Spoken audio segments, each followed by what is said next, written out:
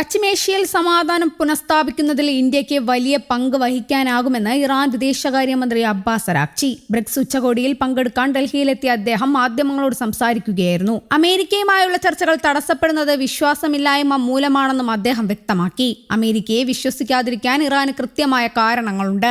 എന്നാൽ അമേരിക്കയ്ക്ക് ഇറാനെ വിശ്വസിക്കാവുന്നതാണെന്ന് അദ്ദേഹം പറഞ്ഞു. അമേരിക്കയുടെ പരസ്പര വിരുദ്ധമായ നിലപാടുകൾ അവരുടെ യഥാർത്ഥ ഉദ്ദേശത്തെക്കുറിച്ച് സംശയമുണ്ടാക്കുന്നു. ചർച്ചകളിൽ മറുഭാഗം ഗൗരവം കാണിച്ചാൽ മാത്രമേ ഇറാൻ സഹകരിക്കൂ എന്ന് അരാക്ചി കൂട്ടിച്ചേർത്തു. ലോകത്തെ പ്രധാന ഊർജ്ജ വിതരണ പാതയായ ഹോർമുസ് കടലിടുക്കിലെ സാഹചര്യം സങ്കീർണമാണ്. ഇറാന്റെ ശത്രുക്കളല്ലാത്ത രാജ്യങ്ങളുടെ കപ്പലുകൾക്ക് ഈ പാതയിലൂടെ കടന്നുപോകാൻ സഹായം നൽകാൻ തയ്യാറാണെന്ന് അദ്ദേഹം അറിയിച്ചു. ഫെബ്രുവരിയിലുണ്ടായ US-ഇസ്രായേൽ ആക്രമണങ്ങൾക്ക് പിന്നാലെയാണ് ഇറാൻ ഈ പാതയിൽ നിയന്ത്രണങ്ങൾ ഏർപ്പെടുത്തിയത്. ഇന്ത്യയുമായുള്ള ബന്ധത്തിന് ഇറാൻ വലിയ പ്രാധാന്യമാണ് നൽകുന്നത്. വിദേശകാര്യമന്ത്രി S ജയശങ്കറുമായി തനിക്ക് അടുത്ത സൗഹൃദമുണ്ടെന്നും യുദ്ധ സാഹചര്യങ്ങളിൽ പോലും തങ്ങൾ ആശയവിനിമയം നടത്തിയിരുന്നതായും അദ്ദേഹം പറഞ്ഞു. ഇന്ത്യയുമായി ഊർജ്ജ മേഖലയിലുള്ള ഇടപാടുകൾ തുടരാൻ ഇറാൻ താൽപര്യപ്പെടുന്നു എന്നും അരാക്ചി വ്യക്തമാക്കി. അതേസമയം ഇറാനും ഇന്ത്യയും തമ്മിലുള്ള സഹകരണത്തിന്റെ ഏറ്റവും വലിയ പ്രതീകമാണ് ചാബഹാർ തുറമുഖമെന്ന് അബ്ബാസ് അരാക്ചി പറഞ്ഞു. മധ്യേഷ്യ, കോക്കസസ്, യൂറോപ്പ് എന്നിവിടങ്ങളിലേക്കുള്ള പ്രവേശനത്തിനായുള്ള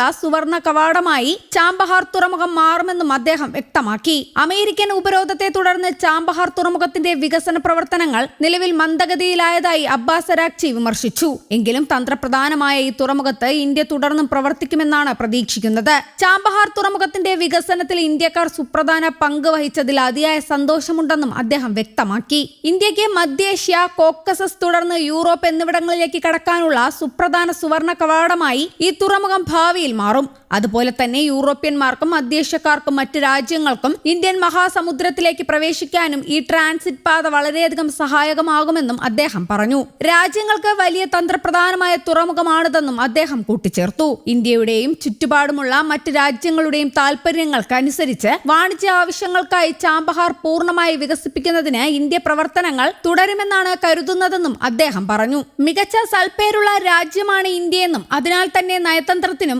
സമാധാനത്തിനും ഈ മേഖലയിൽ വലിയ പങ്ക് വഹിക്കാൻ ഇന്ത്യക്ക് സാധിക്കുമെന്നും അരാക്ചി പറഞ്ഞു. പേർഷ്യൻ ഗൾഫിലെ മിക്കവാറും എല്ലാ രാജ്യങ്ങളുമായും അതിന്റെ വടക്ക് തെക്ക് ഭാഗങ്ങളിലുള്ളവരുമായും മികച്ച ബന്ധമുള്ള രാജ്യമാണ് ഇന്ത്യ. അതിനാൽ ഈ മേഖലയിൽ ഇന്ത്യ വഹിക്കുന്ന ഏത് ഗുണപ്രദമായ പങ്കിനെയും പൂർണ്ണമായി അഭിനന്ദിക്കുന്നുവെന്നും അദ്ദേഹം വ്യക്തമാക്കി. അതേസമയം ഹോർമുസ് കടലിടുക്കിലെ സുരക്ഷ ഉറപ്പാക്കുക എന്നത് ഇറാൻ കാലാകാലങ്ങളായി ചെയ്തുവരുന്ന ചരിത്രപരമായ കടമയാണെന്നും അത് തുടർന്നും ഉത്തരവാദിത്തത്തോടെ നിർവഹിക്കുമെന്നും വിദേശകാര്യമന്ത്രി പറഞ്ഞു. ലോകത്തിലെ ഏറ്റവും തന്ത്രപ്രധാനമായ ഈ സമുദ്രപാതയിലൂടെയുള്ള വ്യാപാരത്തിന് ഇന്ത്യ ഉൾപ്പെടെയുള്ള സുഹൃത്ത് രാജ്യങ്ങൾക്ക് പൂർണ്ണ സുരക്ഷ ഉറപ്പു നൽകുമെന്നും അദ്ദേഹം വ്യക്തമാക്കി.